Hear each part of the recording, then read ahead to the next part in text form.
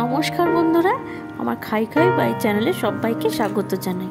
আজকে আমি মাটন ডাক বাংলো বানাবো খুব ইজি প্রসেসে, মানে খুব সুস্বাদু হবে, একদম পুরো খেতে একদম দারুণ লাগবে। তো প্রথমে 1 কেজি মাংসকে খুব রেওয়াজি মাটন নিয়েছি। রেওয়াজি মাটন হলে আরও বেশি সুস্বাদু লাগে একটু। তো প্রথমে 1 কেজি মাটনকে খুব ভালো মতন ধুয়ে নিয়েছি। নিয়ে স্বাদ মতো নিয়ে আর 3-4 টেবিল চামচের মতো টক দই দিয়ে আর অল্প একটু সর্ষের তেল দিয়ে দিই, যাতে সেদ্ধ করার সময় বাইরে যাতে বেরিয়ে না আসে। এই ট্রিক্সটা তোমরা ফলো করো। যখন কোনো কিছু ডাল বা কিছু সেদ্ধ করবে, তো সামান্য প্রেশার কুকারে একটু 1 চামচের মতন তেল ছড়িয়ে দেবে, তাহলে যা সেদ্ধ করবে সেগুলো বেরিয়ে আসবে না। ভিতর থেকে অনেক সময় থাকে না, বাইরে বেরিয়ে পুরো জায়গাটা নোংরা হয়ে যায়, ওই জিনিসটা হবে না। তারপরে সেদ্ধ করে রেখে দিলাম। তারপরে একটা পেস্ট বানিয়ে নেবো, আদা রসুন কাঁচা লঙ্কা দিয়ে সিম্পল পেস্ট, আর সেরকম কোনো কিছু মশলা দিয়ে এক্সট্রা। তারপরে তেলের মধ্যে আমি ফার্স্টে আলুগুলো একটু ভাজা করে নেবো, যাতে গোল্ডেন মোটামুটি কালার আসে। একদম খুব ঢেকে ভাজিনি, মোটামুটি একটু কালার আসার জন্য এই অবস্থায় রেখে দেবো। পরে বাকিটা আমি কষানোর সময় কুক করবো।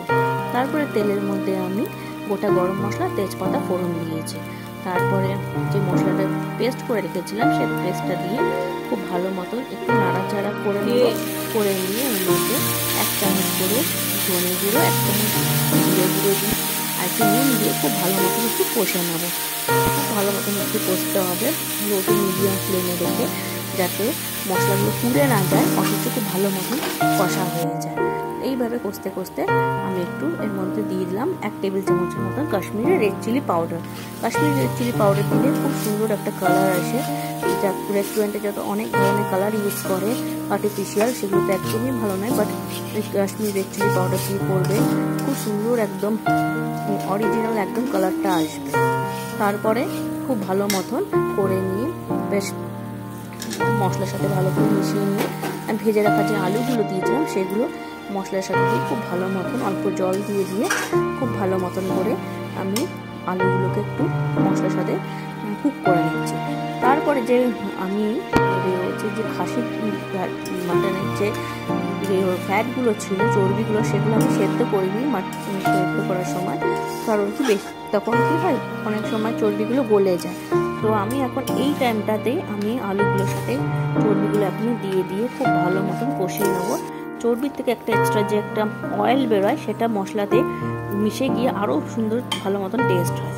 তারপরে অনেকক্ষণ কষানোর পরে আমি সেদ্ধ করা মাটনটা এর মধ্যে, মাটনটা অলমোস্ট আমার 80% কুক ছিল, 80% মোটামুটি কুক ছিল, দিয়ে খুব ভালো মতন আমি এটাকে মশলাটা দিয়ে সব কিছু খুব ভালো মতন একটু ধৈর্য ধরে একটু কষে নিতে হবে। অনেকক্ষণ ভালো মতন কষে নিয়ে দেখবে যখন মোটামুটি তেল ছেড়ে আসছে, তখনই আমি ওটার মধ্যে ডিম আমি বয়েল করে রেখেছিলাম, সেদ্ধ করে রেখেছিলাম, ডিমটা অ্যাড করবো। যারা ডিমটা পছন্দ করো না, তারা নাও দিতে পারো। যদি মনে করো খুব একদম হাই প্রোটিন হয়ে যায়, তারা কিন্তু দিও না।